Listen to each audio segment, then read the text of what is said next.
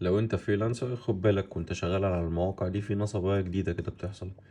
بيجيلك ان حد بيتواصل معاك وبيقولك ان هو عمل اوردر وعاوز الايميل بتاعك، عشان بيطلب منك كده يبعتلك يعمل لك فند يعني للفلوس. فانت طبعا بتخش بتديله الميل، بيبعتلك مسج على الميل بتاعك، كونفirmation ميل كده، يعني دي جاية مثلا من فايفر.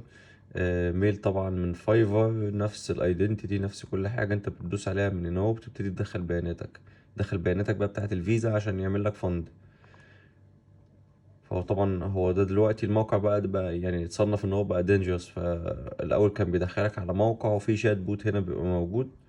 شات بوت هنا كده كان بيبقى موجود وبيسألك بقى ان انت تديله البيانات بتاعتك كلها. الجامد في الموضوع بقى ان انت كده شايف اليو ار ال فوق تبع فايفر مثلا. قبل ما يتقفل الموضوع ده كان نفس الانترفيس بتاع فايفر بالظبط.